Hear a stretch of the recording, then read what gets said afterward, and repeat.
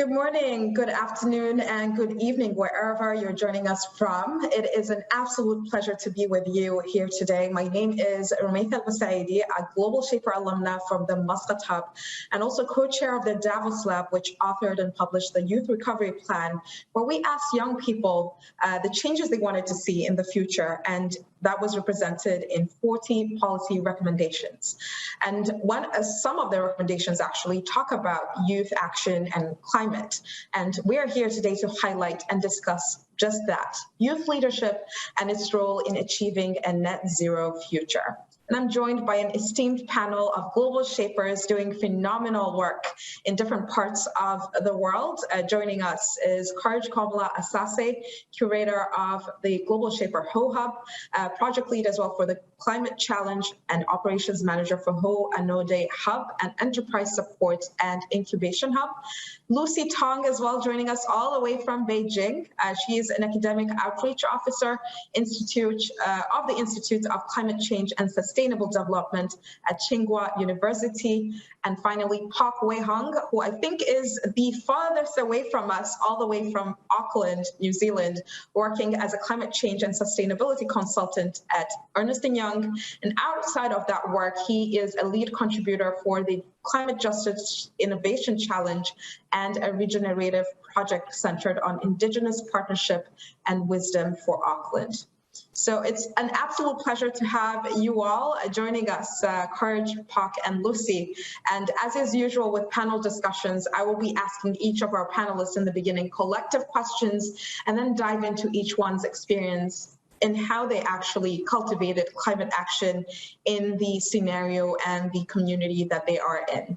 Now, the objective for today is to build awareness, obviously, on action that youth-led climate solutions actually are happening on the ground, and also unite youth-led organizations and their platforms. And we will tell you all about that throughout the session. But for now, I'm sure a few of you have questions on the Global Shapers community and what they are. Well, we are a network of young people driving dialogue, action, and change in our communities, and through having more young voices represented on the decision-making table.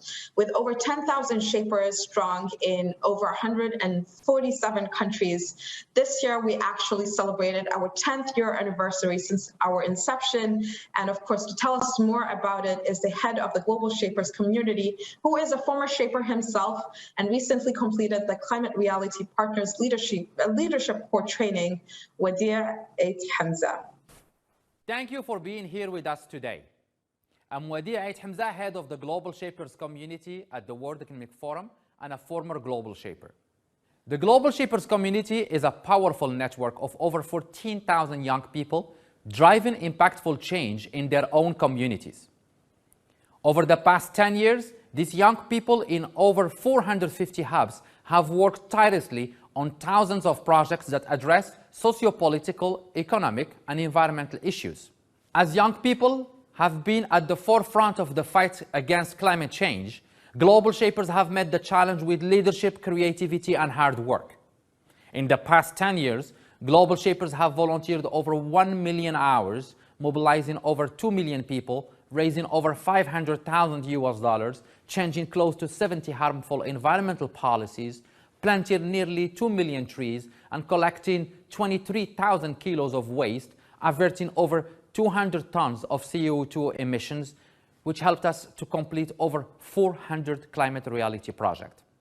Here are some examples.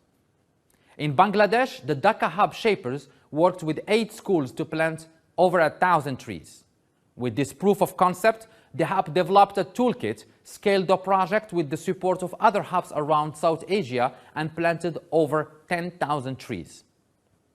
In Amsterdam and in Minneapolis, along with other 50 other hubs, Shapers started a global initiative to scale sustainable transformation in the fashion industry. Every year, hubs collaborate with industry experts during the Fashion Revolution Week and work on longer-term projects with lasting positive impact on the sustainability of the fashion industry. Outside of hub projects, Shapers raise awareness about the climate crisis at global summits such as the COP26 in Glasgow and design innovation challenges to source climate change solutions. 700 shapers have also undergone the Climate Reality Project's Leadership Corps training. In the face of the climate crisis, global shapers are passionate sustainability champions, encouraging every generation to make changes to secure the future of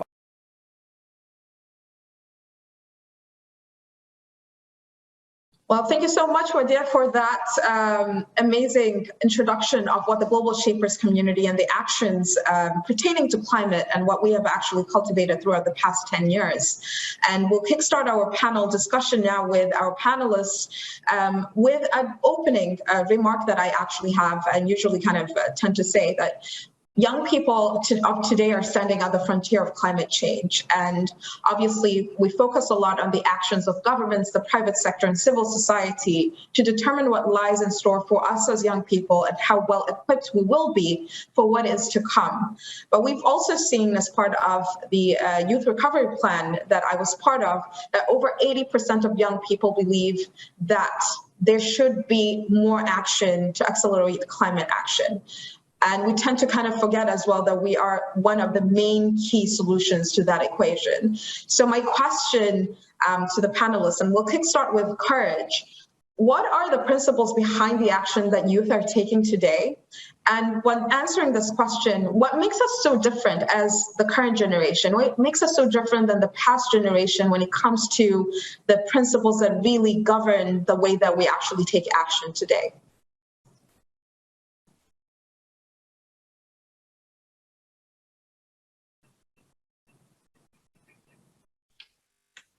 Good morning to everyone on this particular call, and I'm excited to be here this morning to see my co-panelists and everyone who is here to listen to us. So, of course, I'm a young person, and whatever that is happening today in the climate change narrative directly affects me as a young person. So I take every action, every decision, every particular thing that I need to do seriously and able to drive change. One of the things I've realized is that there's so much legislation and laws around climate change, and the narrative keeps going around the laws, but there hasn't been any key action by governments, SEOs, and civil organizations in terms of driving the actual change that we need. And when you look at the age disparity between those in power, especially in Africa, where I come from, we have very old people in power who actually sometimes do not really understand the effect and the net effect of climate actions on what where we are heading towards as a universe. And so they tend to rally around decisions of legislation, laws, bylaws, with zero action to back the narrative. That's why it's imperative that young people like myself have taken up the action that, okay, right now we need to move beyond the mere talk and narrative and rhetoric. Action before rhetoric. And that has been the change between the dynamics of where my generation is and where the generation of the leaders from where I come from are, because they seem to be disconnected, and they look at it from a narrative of a longer period, small by small step actions, where maybe we can do this in the next 50 years. We can draft a law today and come to discuss the law again in the next 10 years. But the actions of the climate keep affecting us on a daily basis. So it's either we take action now or we leave it to the disconnected generation who are in power right now, who do not see the need to act quickly. And so I would say that that particular disconnect between legislation and action is what is driving young people like myself to take action now, to be able to drive the narrative and cause and ask for change from our leaders. So what I'm hearing from you is like the sense of urgency is so important for young people. We see that this is something that's very urgent, that needs to be taken action now. And for younger or the past generations, they seem that it's not as urgent enough. Lucy, in regards to that, like in terms of the principles and how the past generation has really, how they actually see it differently than us, how is it back in Beijing and where you're from? Hi, everyone. Hello from Beijing. So I want to start off with the fact that we are the generation that is going to witness the success or the failure of whatever the current generation is taking. And that's why it's so crucial for youth to be part of the decision making, because we're going to inherit the world that this generation is going to decide on. And so I'm originally from Inner Mongolia, and I grew up in a city called Baltong, and this city is powered by a state-owned enterprise, and the city, it's an iron and steel state-owned enterprise that was firstly founded when China was first established, and so it's got huge history, and my family has witnessed the rise and the fall of the iron and steel industry. And that's why, I think there is a generational difference when it comes to the understanding of climate change. So my parents' generation or my grandparents' generation did not take, climate change as something that they need to do personally. They don't take personal actions like saving energy because of the motivation to save the environment. They mostly do it for saving money. But in addition to that, we have a different kind of world now. So my parents' generation, they barely saw foreigners on the street of China. But in China now, I don't think you would be able to get on, let's say the subway without a foreigner. And so having that understanding, having that connectivity with the world really impacts our understanding of climate, because after all, climate doesn't stop, climate change doesn't stop at borders. It affects every single one of us. And I think lastly, personally, I think, to build on Courage's point, it is a very urgent challenge. But unlike COVID-19, the pandemic, this is a very, it spans over a very long time. And that's why, I think that our generation is super crucial, and having that short-term urgency, but also a long-term perspective, is how our generation is going to make a difference. Thank you. I totally agree with you with the point of parents, or at least my parents as well. Like, a lot of the reasons why, for instance, I've grown up with these principles of saving energy and not using electricity as much, conserving water, was actually based on cost. That was motivated by cost more than we're saving the environment. But I'm so glad as well, as more and more generations of us kind of grow older and have their own kids, these learnings that you are actually saving the environment, in addition to actually saving costs, is passed on as well. Hawk, in terms of principles behind the actions, so we've heard urgency, we've heard that the world that our parents or past generations have lived is very different than the world now. There's more talk now in regards to climate action. But what do you think are other principles that really are governing how young people are taking action today?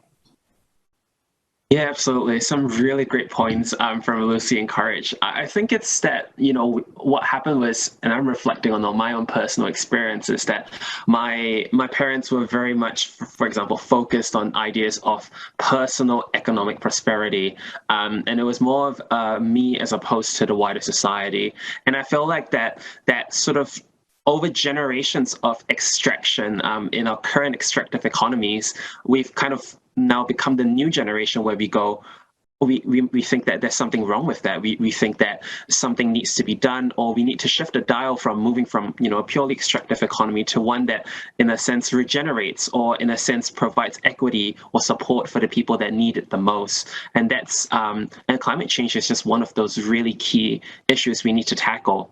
I thought another thing was also how connected our generation is right now. And I feel that really allows the amplification of voices, and consequently the greater mobilization of people. Like, for example, and I know this has been talked about so much, but let's start with Greta. And now, from just her holding her own individual sign, and then now creating this whole wave of support and this whole wave of mobilization of youth from all over the world.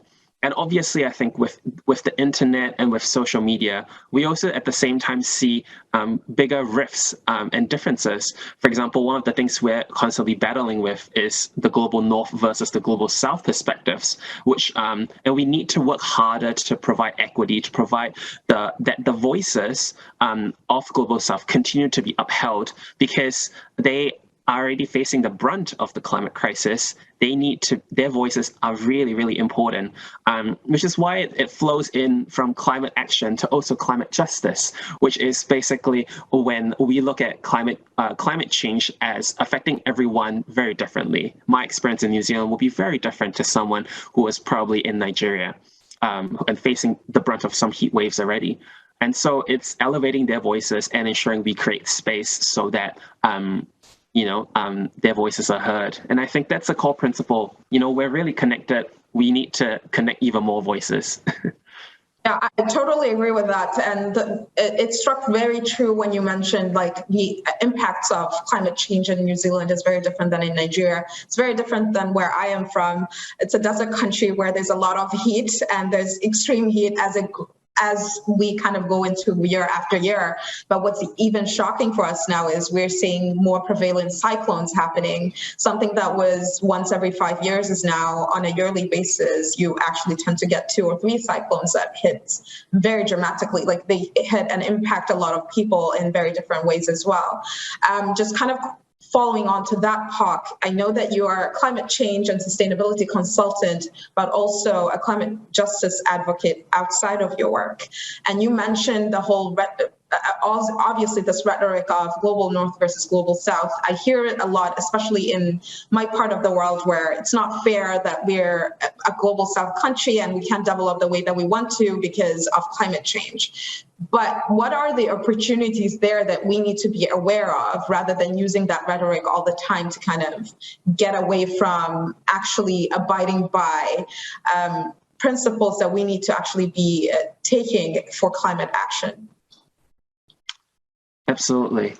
It's really interesting because even in New Zealand, I think like we have our own challenges. And I'm just reflecting on one of our recent climate marches just before COVID. And one of the big things that was talked about was the underrepresentation of our indigenous people, our indigenous Māori and indigenous Pacifica. And whereas there was a certain caricature of the main people who were campaigning, and that was, well, middle-class Europeans. And so it was, we see even that sort of rift of inequity playing even in our daily marches. I think that instead of running away from, this, I guess, like the issue that's right in front of us, which is representation and actual creating space, what we really need to do is to constantly think, can I give this space to someone who deserves it more? Or does this space, would giving it to someone, for example, who are indigenous or a person of color or Black, would it amplify the impact much more than if I was speaking? And I think that's something I've had to learn personally. But it's about noticing that everything in our world is, in a sense, governed by power. And it's about noticing your power that you have, your influence that you have, and also finding ways to give space to uplift others and empower them, give them the strength, because everyone has their unique voices. They don't need us to speak for them. They just need the space. And, I think it's about basically we need to understand that we have certain influence over certain spaces. And if we can bring one person, 2 people along the journey, I think that's a big win. And so often thinking about the influence you have is a big start. Definitely. Power and influence, and thinking about what sort of space you actually occupy and how you can elevate and amplify those voices. Now, Courage, you mentioned a bit about power influence when it comes to governments and how they've focused a lot on legislation and laws and rhetoric rather than action. But also, like, beyond the rhetoric and slogans, let's focus on big corporations and firms. They actually have the most power and influence when it comes to cultivating a lot of like climate action that actually brings about some real change around what we're doing with climate change drive. Is there a plan or commitment schedule that you actually see big firms doing at the moment?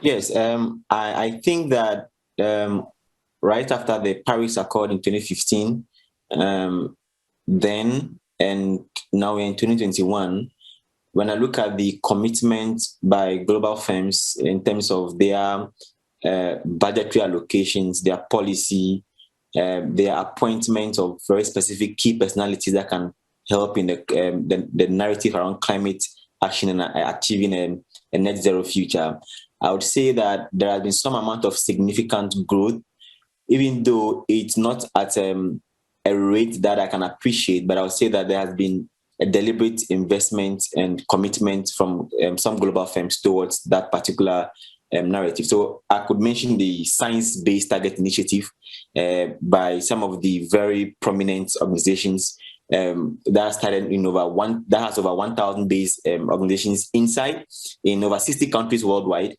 And the investment in terms of the volume of amount put in, the target to actually reduce emissions and also achieve a net zero future has increased from 2015 to 2021 in an area around 45% in terms of the amount of the journey where they want to go. I would want to also give an example of, from Aberdeen, which is in the UK, which is noted to be like a very huge city that was relied on so much crude. And I understand there's been a new legislation to actually turn the city around to be a net zero city in the next 2 years. I think that some of those actions, legislation, some of those decisions by some of these companies, especially those who are signed on to the science research platform, gives me some amount of hope that, of course, we are not experiencing the monumental growth in terms of what they need to do, but they are moving steadily to achieve some amount of progress. We can only advocate that the change that we seek for happens monumentally, but whilst that happens, we should also encourage them and also let them understand that we appreciate what they are doing and they should do more in achieving that. So just jumping on, adding on to that, what would monumental be for you? So you actually did mention the fact that it's not as optimistic or as the way that you see it fit in terms of the actions of big firms and corporations. What would monumental mean to you? Well, for me, monumental means that if we can have other heavily dependent cities, we have other cities like Aberdeen that can make a declaration and say that we know we've caused so much damage to the world and we need to do something about it. So in the next X amount of years, we want to change our focus from coal, from crude to green.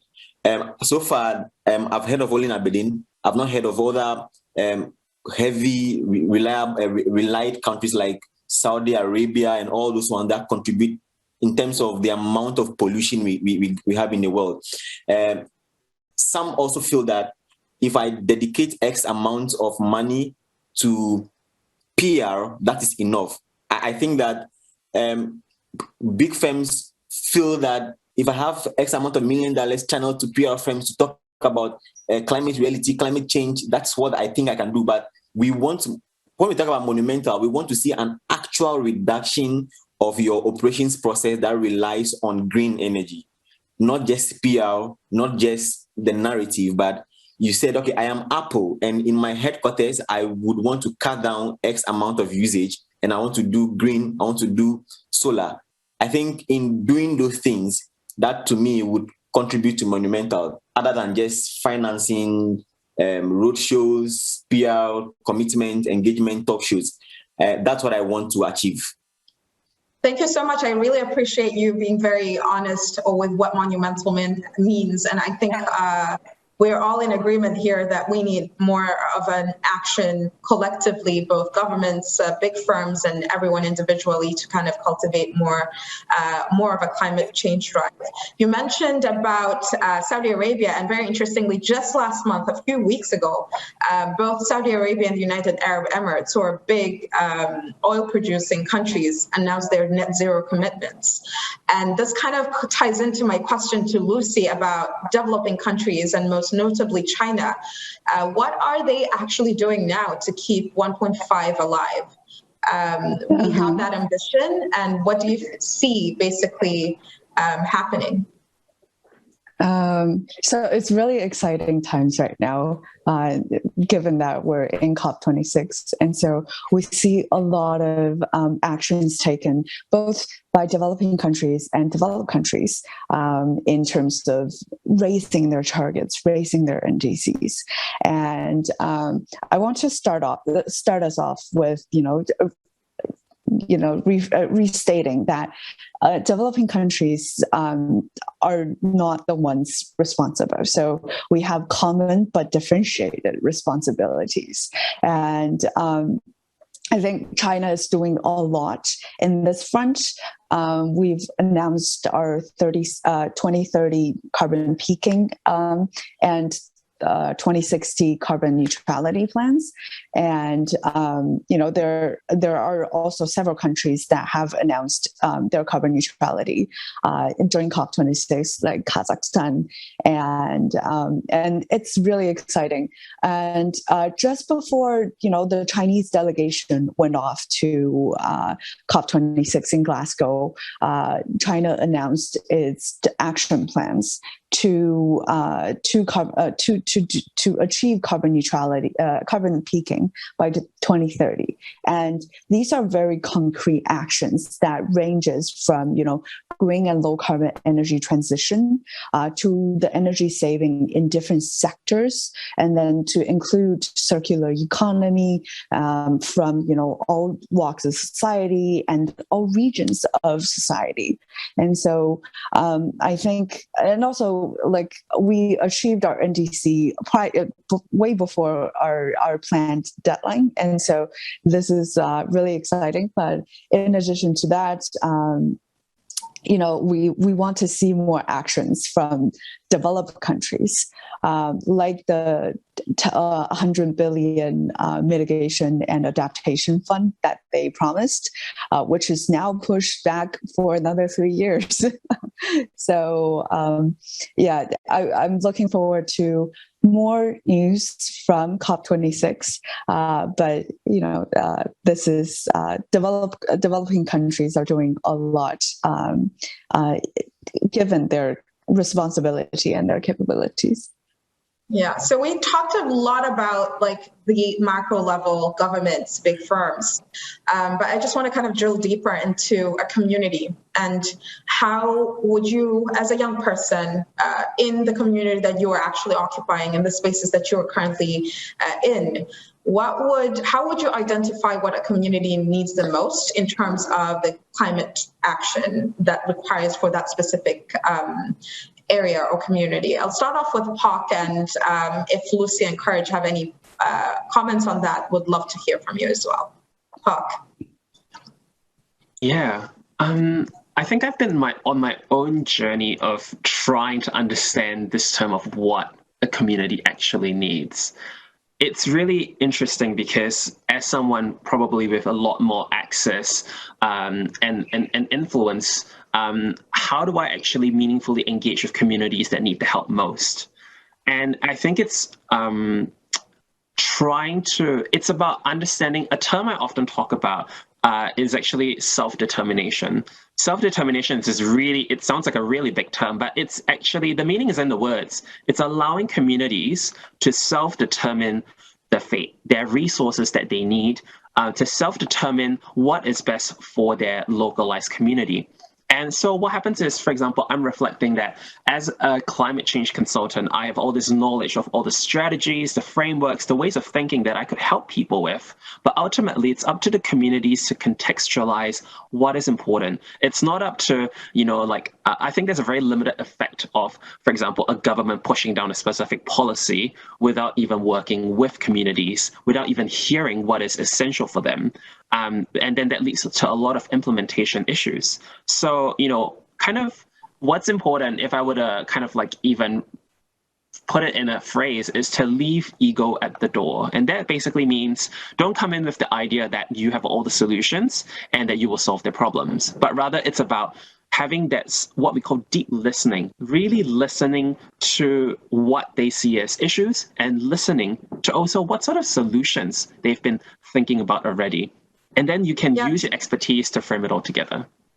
Yeah, I agree on that. And it's very interesting as well, like, at least for me and the work that I do in my community, most of the time, a lot of the issues that you tend to listen to, they tell you that, no, it's not climate, it has nothing to do with the climate or the environment, but this is what I'm suffering from. For instance, agriculture and output has been way less, and so on. So I think for most, at least from my experience, communities most of the time don't even make the connection. And it also has to do with what we talked about very early on how the past generation have different principles than what the young generation actually is governed when it comes to taking climate action as well. So I think it's very important to actually make the linkage and make them understand as a community, as someone who's an outsider sometimes, who has a different lens altogether, that these are issues that are connected to the actual main issue, which is climate change. Lucy, how do you identify what a community needs from your context? So I was thinking about this question from more of a local context, and that is, what is the level of understanding within China about climate change? Of course, in the corporate space as well as in the government space, there is a lot of action taken, and but I think the general public still needs education. And so this is what I do on a personal level as well as at work.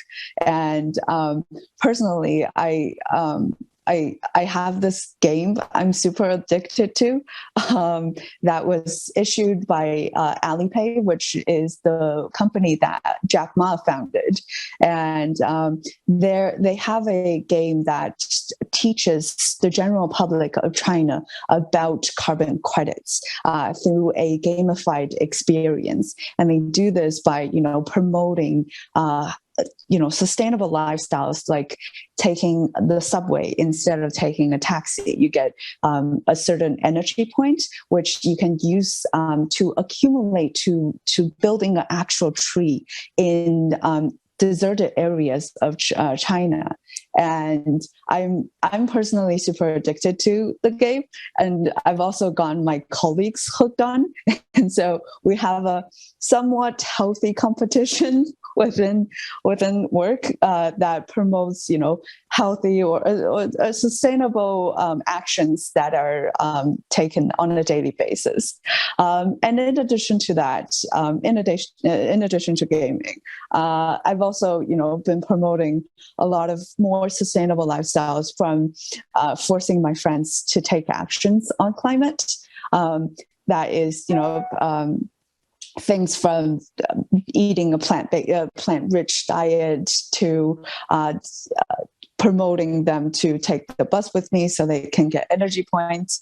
And so, yeah, that is what I think locally in China that are needed, because a lot of the general public don't know much about what are sustainable actions yet.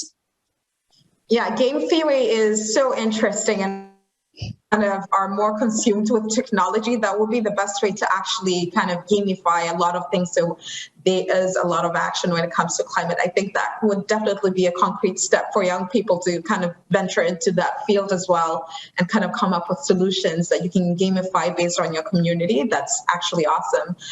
Courage, in regards to how you identify what your community needs, what have you personally been doing, or what has your hub been doing so far? Okay, so one of the things we actually did as a hub was to put in an application for the Climate Reality Incubator call, because we felt that beyond the community engagement conversations, we need to actually institute something that people can actually understand, can become a source of solution, number one, that protects the planet, number two, and that also brings some amount of profit to the people. So how can we sustain their livelihood by bringing a project that also protects the planet and also continues to supply profit? Because beyond the whole narrative, we've been doing some amount of conversation in the community. Example is the fact that currently we are in October, we are in November in Ghana. This is not supposed to be like a raining season, but even as of last night, we had a very huge rain. So that's all the distortions that came around by virtue of all the climatic conditions and the changes that we've experienced.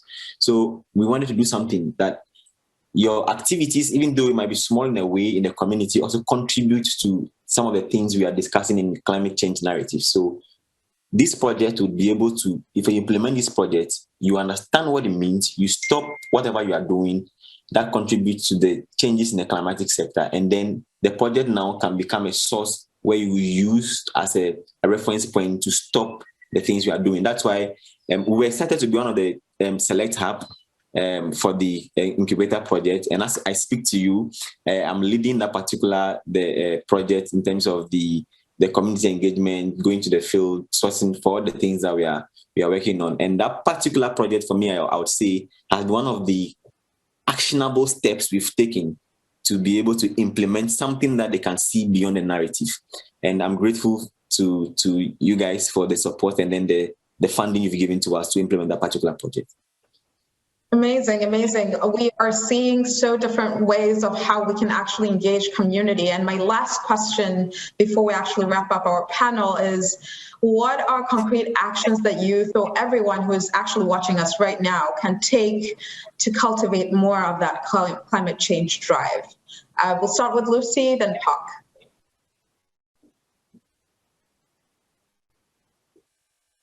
Awesome. Join the fight to net zero. It's really exciting. I think first of all, I think for anyone to take action, they have to be knowledgeable. They have to know what's going on in the space. And so my first suggestion is to know what's been talked about at COP26. I've literally just received a message from the head of the Chinese delegation, Minister Xie Zhenhua, on his message that, the negotiations are really tense at COP26 right now, but he's really motivated to take action and to fight for the common but a beautiful future that we're going to inherit. And so it's really important for you to understand what's been talked about at COP26. And in addition to that, if you start wanting to take action, in Global Shapers, we have launched a project together with Climate Realities Project, which is called the Global Youth Climate Action Challenge. And it is available on Uplink. It's a 6-month project that if you are in the space of civic engagement, climate justice, nature, green cities, and circular economy, then you can apply. And then we give you support from mentorships to different networks. And then this will be a good opportunity for you to take actual action, concrete action to tackle climate change. Pak. Absolutely agree with what Lucy said. A mentor once told me this, and she was very point blank and very honest. And she said that, Pak, the world has enough enthusiastic amateurs. And that kind of really shocked me. And I guess it's true, if we really want to fight, with the generation that really has a lot more power, influence, and we want to be heard, it's really important that we get the right information and really upskill ourselves as much as we can. And it's not as though it's going to be a very costly issue. There's tons of learning materials. One that I recommend is SDG Academy. SDG stands for Sustainable Development Goals. And that's a way for you to learn about what no poverty means, or what ensuring that there's life above land or life below water actually means. It's a way to embrace and understand sustainable development, and so that you have that knowledge to really understand then what COP26 is, the complexities of it. So continue to upskill yourself and don't stop learning. And another thing as well was, I was just recounting this really good saying by an indigenous Māori elder, Tahimi Henare, who is from the Ngati Hine indigenous tribe. And what he says is that you have come too far not to go further. You have done too much not to do more. And I think this is basically for all of us to understand that we aren't alone in this fight for climate action. A lot of generations have fought for us to be so that we can be at our stage right now. So continue to fight, continue to learn, continue to do more, and continue to engage, because you're not alone in this struggle for climate justice, for climate action. And search out and sing out, and the community will be there. And I hope that you've gotten a little bit of inspiration from this panel, and always here to support in any way possible. And thank you so much, Pak. Last but not least, courage. What are concrete actions adding on to what Lucy and Pak have mentioned? Okay, I think that many a time when we talk about climate conversations, people at the base look at it as something very classist, like the conversation is up there and they are below, and it might take a longer period for them to have an effect on what we are discussing as climate change. So I think that we need to democratize the conversations, that even people in their everyday life can have an understanding of where the world is going and what the conversations are around climate change, so that it wouldn't take maybe top executives of big corporations to sit in big conference rooms to discuss and then that ends it. So let's democratize the conversation. Let everybody, ordinary person on the street, need to understand where the world is moving to and the actions being taken and what they can also do in their individual ways to actually contribute to the climate change narrative. I think that if we do that, it actually bridges the gap and people can now feel the impact and the effect of what is happening. For me, that's one of the key things that I want us to actually implement in our hubs, in our local communities, in our investees, in our communities. That for me is actionable. Thank you so much, Courage. Well, as you could see, there's plenty of action that young people can take. One final thing that I actually want to make very clear, that we as young people are far more organized as a generation. As a result, also, I think the pandemic played a big role in that. We are a far more organized generation of young voters, consumers, and investors who are rallying behind not only urgent climate justice, but also urgent fiscal and social justice. And if you're wondering how we can all unite all these youth-led efforts under one umbrella, well, to tell us all about it is John Dutton, the head of Uplink and former head of Foundations and the Forum for the Young Global Leaders, which is a sister organization of the Global Shapers community.